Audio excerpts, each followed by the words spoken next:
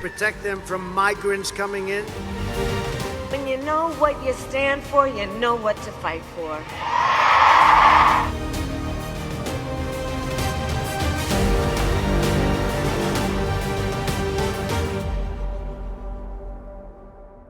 Ours is a fight for the future. We had the best economy ever. We had the wall. We had everything. We believe in the promise of America.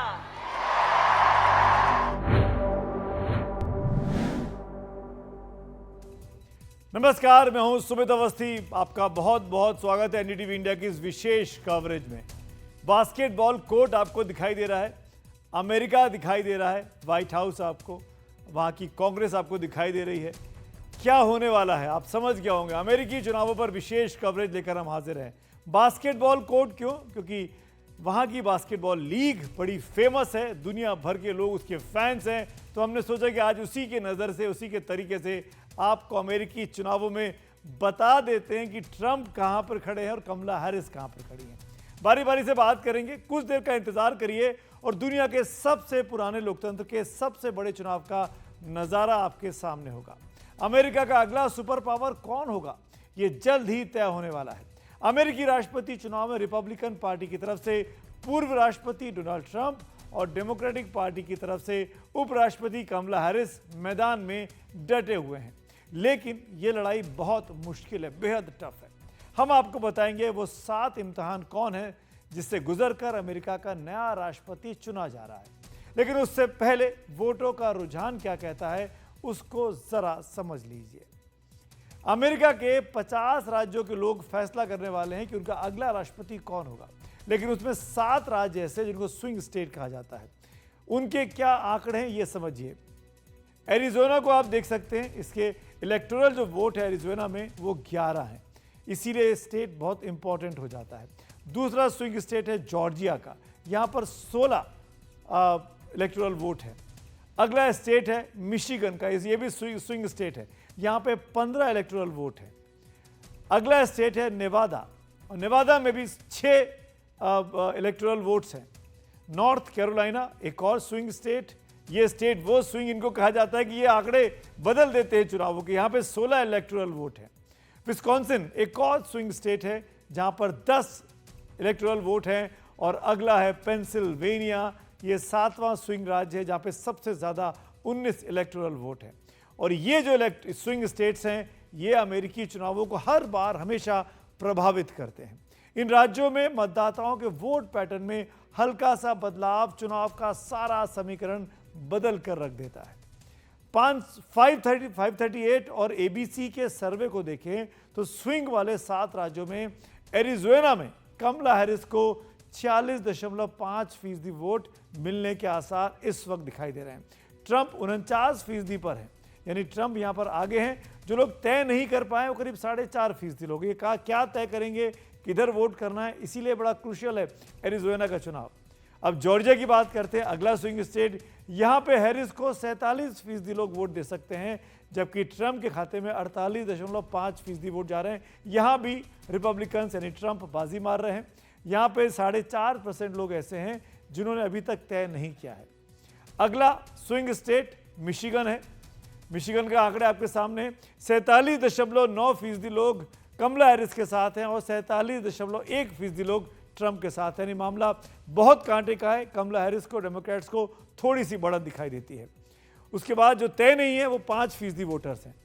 अगला राज्य चलते हैं, नेवादा में Harris को 47.1% लोग पसंद कर रहे हैं और ट्रंप को यहाँ पे 47.9% लोग पसंद कर रहे हैं। यहाँ पर ट्रंप आगे निकल गए हैं। ट्रंप 4 में से 3 राज्यों में अब तक आगे हो चुके हैं। जो तय नहीं कर पाए वो 5% वोट है। अगला स्टेट है स्विंग नॉर्थ कैरोलिना का। यहाँ पर कमला हैरिस को 47% वोट है, ट्रंप को 48.5% वोट हैं और जिन्होंने तय नहीं किया अपना मन वो 4.5% हैं। यहाँ पर भी ट्रंप आगे हैं। तो 5 में से 4 स्विंग स्टेट में ट्रंप आगे चल रहे हैं।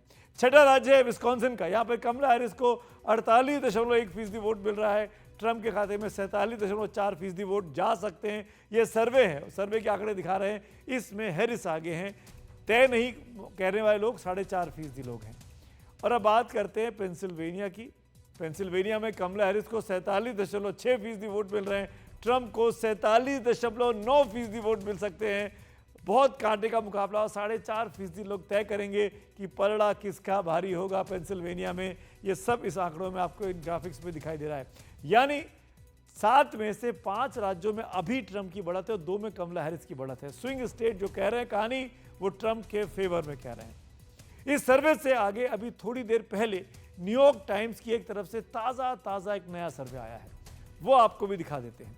और इस सर्वे के मुताबिक पेंसिल्वेनिया में ट्रंप और कमला हैरिस दोनों को 48% वोट मिलते दिखाई दे रहे हैं। यानी मामला टाई है, बहुत कांटे का मुकाबला है।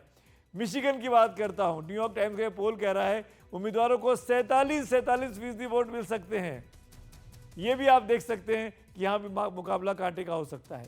अब नेवादा की बात करूं तो नेवादा में ट्रंप को 46 और हैरिस को 49% वोट मिल सकते हैं। उत्तर कैरोलिना की बात करूंगा इसके बाद में। यहां के आंकड़े अब आपके सामने हैं। 48% लोग हैरिस को पसंद कर रहे हैं और 46% लोग ट्रंप को पसंद कर रहे हैं। और ये आंकड़े दिखा रहे हैं कि यहां पर कमला हैरिस आगे हैं।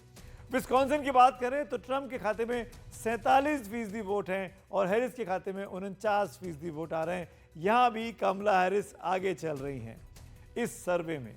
जॉर्जिया की बात करें, एक और स्विंग स्टेट की, ट्रंप को 47% वोट है और कमला हैरिस को 48% वोट मिलने के आसार हैं। मामला नेक टू नेक चल रहा है, थोड़ा सा कमला हैरिस आगे हमको दिखाई देती है। एरिजोना में ट्रंप को 45% और कमला हैरिस को 49% वोट मिल रहे हैं। ये परिस्थितियां साफ दिखा रही हैं इस न्यूयॉर्क टाइम्स के पोल में कि रिसेंटली जो अभी हुआ है उसमें कमला हैरिस की पॉपुलैरिटी ज़्यादा है बजाय ट्रंप के। इन स्विंग स्टेट्स में ये बड़ा क्रिटिकल मामला हो जाता है। आप इसे अंदाज़ा लगा सकते हैं कि दुनिया के सबसे ताकतवर पद के लिए लड़ाई कितने कांटे की है।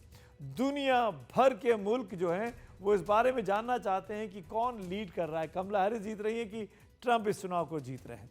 सबसे ताकतवर पद है ये दुनिया का, सबसे ताकतवर शख्सियत कौन होगा वो इस चुनाव से तय होगा। तमाम सर्वे क्या कर रहे हैं और दोनों उम्मीदवारों में कितना दम दिखाई दे रहा है, इसको समझने के लिए आपको हमारी ये खास रिपोर्ट जरूर देखनी चाहिए।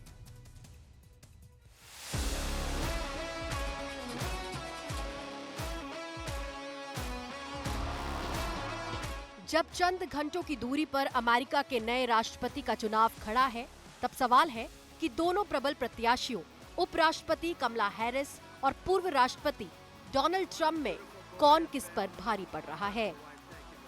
उस चुनावी प्रक्रिया में शुरुआती मतदान में 7 करोड़ से ज्यादा लोग अपने मताधिकार का इस्तेमाल कर चुके हैं, लेकिन बात उसी कांटे पर अटक जाती है कि किस में कितना है दम।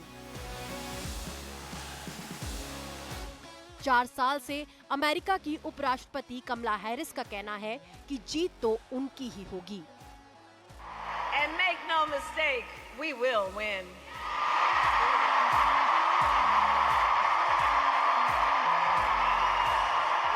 And we will win, and we...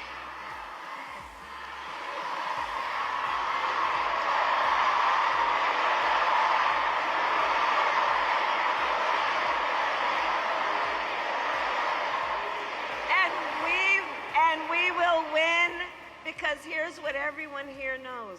When you know what you stand for, you know what to fight for.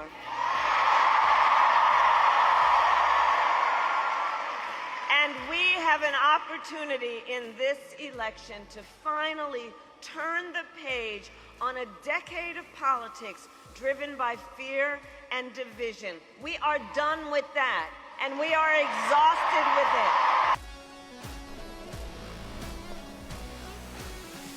दूसरी तरफ ट्रंप भी यही दावा कर रहे हैं कि जीत तो उनकी ही होगी। ये स्वाभाविक है, लेकिन अमेरिकी चुनाव में हुए 3 बड़े सर्वे क्या कह रहे हैं, एक बार आप उस पर भी नजर डाल लीजिए। IPSOS ABC न्यूज ने 28 अक्टूबर से एक सर्वे शुरू किया था। उस सर्वे के मुताबिक हैरिस के पक्ष में जहां 49% लोग दिख रहे हैं, वहीं डोनाल्ड ट्रंप के पक्ष में 46% लोग। दूसरा सर्वे इमर्सन कॉलेज ने किया, जिसमें 29 अक्टूबर से 1 नवंबर के बीच करीब 1000 संभावित मतदाताओं की राय जानने की कोशिश हुई। उस सर्वे में कमला हैरिस और डोनाल्ड ट्रंप के बीच कांटे की टक्कर दिख रही है। वहीं एबीसी न्यूज का एक सर्वे 29 अक्टूबर से 1 नवंबर के बीच किया गया। इस सर्वे में भी 1000 मतदाताओं की राय ली गई, जिसमें हैरिस और ट्रंप को बराबर बराबर वोट मिलते दिख रहे हैं। चुनावी घमासान के बिल्कुल शुरुआती दिनों में ट्रंप पर चली गोली ने उनके लिए सहानुभूति का माहौल बनाया था, लेकिन तब उनके सामने राष्ट्रपति जो बाइडेन के ही दोबारा लड़ने की बात थी।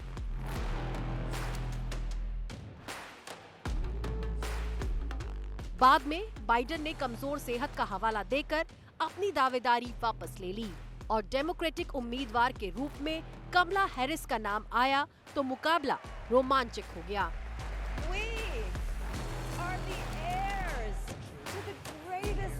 फिर भी डोनाल्ड ट्रंप को लगता है कि 2020 का बदला वो 2024 में जरूर लेंगे। It's all up to now. I mean, we got 2 days. We've been working for 9 years. We did a great job. We had the best economy ever. We had the wall. We had everything. I built over 500 miles of wall. They don't even talk about the wall.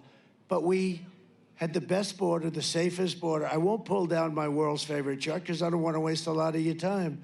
But my world's favorite chart, done by the Border Patrol, it said we had the safest border in the history of our country the day that I left.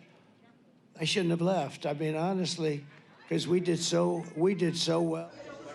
24 घंटे से कम रह गए हैं राष्ट्रपति चुनाव के America में। देखने वाली बात यह है कि अगले 24 घंटों में कौन से दोनों कैंप, रिपब्लिकन और डेमोक्रेट, कौन से अपने वोटर को ज़्यादा लेके आ पाते हैं पोलिंग बूथ पे। अब सारी बात सिर्फ इस पे रह गई है कि दोनों पार्टी के ऑन ग्राउंड वर्कर्स जो हैं अपने वोटरों को पोलिंग बूथ पे लेके आ पाते हैं या नहीं। जो लेके आ जाएगा ये रेस उसी के नाम हो जाएगी।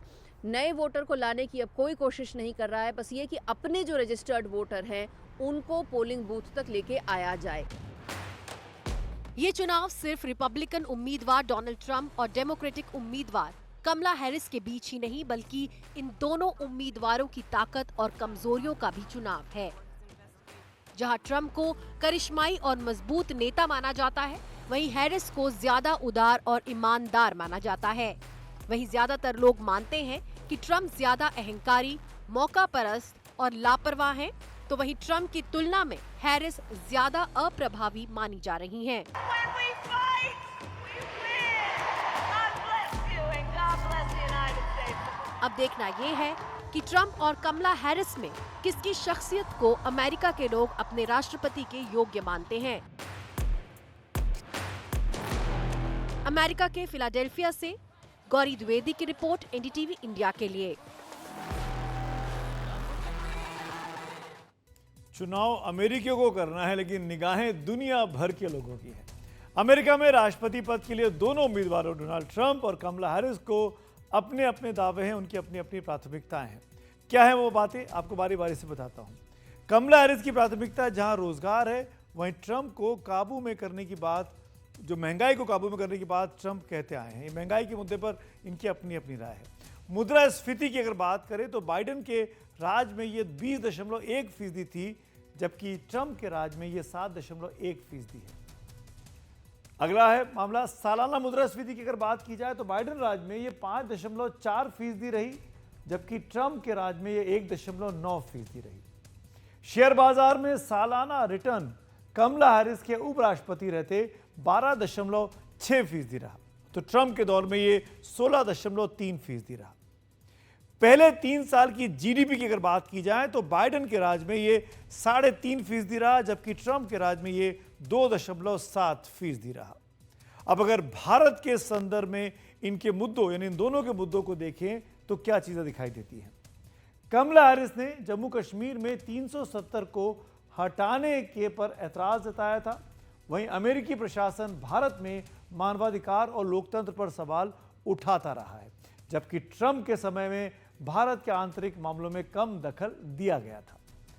कमला हैरिस ने जब प्रधानमंत्री नरेंद्र मोदी से मुलाकात की थी तो खास गर्मजोशी नहीं दिखाई दी थी, जबकि डोनाल्ड ट्रंप से प्रधानमंत्री नरेंद्र मोदी की बहुत अच्छी बॉन्डिंग रही है।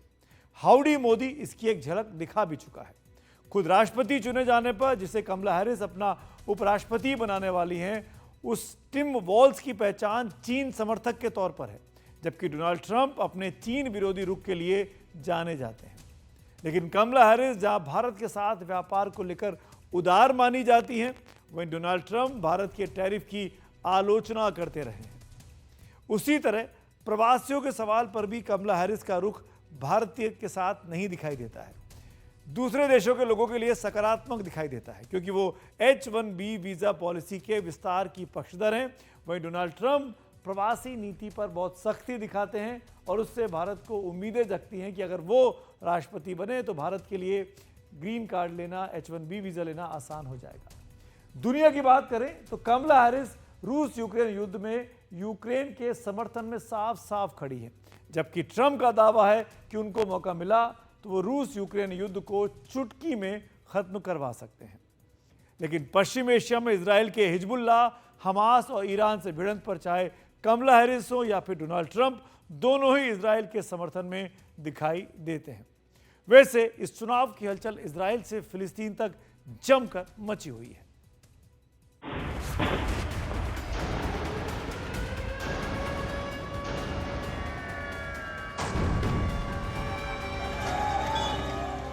पश्चिम एशिया में इजराइल का हिजबुल्लाह और हमास के विरुद्ध युद्ध की आग अमेरिका तक पहुंच चुकी है। अमेरिकी चुनावों में सवाल ये है कि डोनाल्ड ट्रंप और कमला हैरिस में जिसको जीत मिलेगी, उसका पश्चिम एशिया से लेकर रूस यूक्रेन युद्ध का क्या रुख होगा। लेकिन इससे आगे ये देखने वाली बात है कि जिस गाजा में पिछले 11 महीनों से मौत बरस रही है, वहां के लोग अमेरिका के चुनाव को किस तरह देखते हैं। गाजा के लोगों को अपने लिए कोई उम्मीद नहीं दिखती। في قطاع غزة بالذات احنا بالنسبة لنا الامريكان هم اصلا شريك في الحرب على غزة، هم شركاء في الحرب على غزة وعلى ابادة الاطفال والنساء وشيوخ اطفال غزة। अब ये तय होने वाला है कि व्हाइट हाउस में अगले 4 साल तक कौन रहेगा। इसके साथ ही ये भी तय होने वाला है कि इजराइल हमास हिजबुल्लाह युद्ध और रूस यूक्रेन युद्ध में क्या होगा। जहां हैरिस का आरोप है कि ट्रंप रूस के हाथों में खेलते हैं, वहीं ट्रंप का दावा है कि वो 1000 दिनों से चल रहे रूस यूक्रेन युद्ध को रोक देंगे। हाँ, ये जरूर है कि पश्चिम एशिया में चाहे ट्रंप हो या कमला, दोनों ही इजराइल के समर्थक हैं, लेकिन इजराइल के लोगों की राय कमला हैरिस या डोनाल्ड ट्रंप पर बटे हुए है। של ארצות הברית. אני חושבת שזה יכול להיות שינוי לטובה, ומקווה שהיא תיבחר. אני חושב על דונלד טראמפ.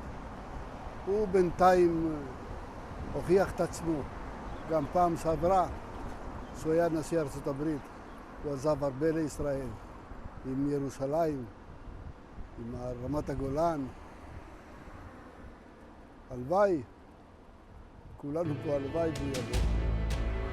ट्रंप या हैरिस में जिसके हाथों में अमेरिका की बागडोर आएगी, उसके सामने रूस यूक्रेन युद्ध एक बड़ी चुनौती है। जहां ट्रंप के संबंध यूक्रेन के राष्ट्रपति जेलेंस्की और रूसी राष्ट्रपति व्लादिमीर पुतिन दोनों से अच्छे बताए जाते हैं, वहीं कमला हैरिस की पार्टी और राष्ट्रपति जो बाइडेन पूरी तरह यूक्रेन के पक्ष में दिखते हैं। इसलिए माना जा रहा है कि रूस भी चाहेगा कि ट्रंप के हाथों में अमेरिका आ जाए। Course, in typical hyperbolic fashion, that he would end the war within a day. I don't think anyone believes that he could do that, and he certainly hasn't given any indication how. But the very fact that he is, at the very least, signaling that an American policy that he controls would incline towards Russia against Ukraine is fundamentally in Russia's interest. So I judge very clearly that they would favor in the Kremlin a Trump victory. एक युद्ध दो देशों की सीमाओं पर लड़ा जाता है, तो दूसरा युद्ध जलवायु परिवर्तन पर भी लड़ा जा रहा है। कमला हैरिस जलवायु परिवर्तन को मानवता के वजूद के लिए खतरा मानती हैं, लेकिन ट्रंप मानते हैं कि जलवायु परिवर्तन महज एक छलावा है। जाहिर है कि जलवायु परिवर्तन की दुनियावी समस्या से लेकर युद्ध के मैदान तक इस सवाल से जूझ रहे हैं कि कौन बनेगा अमेरिका का नया राष्ट्रपति। अमेरिका के फिलाडेल्फिया से गौरी द्विवेदी की रिपोर्ट, एनडीटीवी इंडिया के लिए। अमेरिका का चुनाव है, राष्ट्रपति का चुनाव है, दुनिया भर की निगाहें कैपिटल हिल पीछे, अमेरिकी संसद, अमेरिकी सुप्रीम कोर्ट सब इसी कैपिटल हिल में है। पर अमेरिका में बास्केटबॉल भी उतना ही लोकप्रिय है, क्योंकि दुनिया भर में बास्केटबॉल के फैंस जो हैं वो एनबीएल को देखते हैं। हमारे साथ ये पूरा सेट हमने तैयार किया है अमेरिका के चुनावों की कवरेज को लेकर। अब एक और अहम मुद्दे की बात करूंगा जिस पर दोनों, चाहे कमला हैरिस हो या फिर ट्रंप, उनके अलग अलग बहुत ही विपरीत रहा है, और ये मामला है एबॉर्शन का, गर्भपात का। अमेरिकी चुनाव में ये बहुत बड़ा मुद्दा बन चुका है, बहुत बड़ी बहस इस वक्त छिड़ हुई है। अमेरिका में एक तबके को लगता है कि प्रजनन और गर्भपात किसी महिला की इच्छा और अधिकार का मामला है, लेकिन एक तबके की दलील है कि हर भ्रूण को सुरक्षा दी जानी चाहिए। कमला हैरिस गर्भपात के पक्ष में है। कभी गर्भपात के अधिकार को सिरे से नकारने वाले ट्रंप अब समर्थन करते हैं, लेकिन उनकी तमाम शर्तें भी हैं। इस चुनाव प्रचार के दौरान ही उन्होंने अपने प्रतिद्वंदी कमला हैरिस से ही पूछ डाला था कि क्या वो प्रेगनेंसी के 7वें, 8वें और 9वें महीने में एबॉर्शन की इजाज़त देंगी। द इकोनॉमिस्ट युगाओं के एक सर्वे के मुताबिक गर्भपात के मुद्दे पर अमेरिका के लोगों की राय बटी हुई है। क्या है वो आंकड़े, जरा इसको ध्यान से देखिएगा। 31% लोग मानते हैं कि गर्भपात हमेशा कानूनी तौर पर होना चाहिए। वहीं 31% लोगों का ही ये भी मानना है कि विशेष परिस्थिति में ही गर्भपात को कानूनी बनाया जाना चाहिए। 28% लोग, आपके सामने जो आंकड़े बता रहे हैं, 28% लोग मानते हैं गर्भपात कानूनी ही हो, लेकिन कुछ मामलों में इस पर पाबंदी भी हो, यानी सशर्त हो। जबकि 10% लोग मानते हैं कि गर्भपात गैर कानूनी ही होना चाहिए। 2018 में अमेरिका के मिसिसिपी राज्य ने अधिकांश गर्भपात पर पाबंदी लगा दी थी। 2022 में अमेरिका के सुप्रीम कोर्ट ने जो फैसला लिया, उसके मुताबिक राज्य अपने अपने हिसाब से गर्भपात पर कायदे कानून बना सकते हैं। अब ये मुद्दा बहुत बड़ा चुनावी मुद्दा बन चुका है और दोनों लोग इस पर अपनी अपनी राय साफ कर चुके हैं। अब अमेरिकी जनता को तय करना है कि वो डेमोक्रेट्स यानी कमला हैरिस की बात को सही मानते हैं इस मुद्दे पर, या फिर रिपब्लिकन डोनाल्ड ट्रंप की बात को सही मानते हैं। क्या होगा ये तो नतीजों से ही पता चलेगा। तो आज फिलहाल इस बड़ी कवरेज पर मेरे साथ अभी इतना ही, लेकिन अमेरिकी चुनावों पर एनडीटीवी इंडिया पर लगातार बड़ी कवरेज, पहले पोलिंग की और फिर काउंटिंग की, और कौन जीतेगा दुनिया के सबसे ताकतवर शख्सियत होने का चुनाव, उसके तमाम अपडेट सबसे पहले आपको यहीं मिलेंगे। फिलहाल एक ब्रेक, आप देखते रहिए एनडीटीवी इंडिया।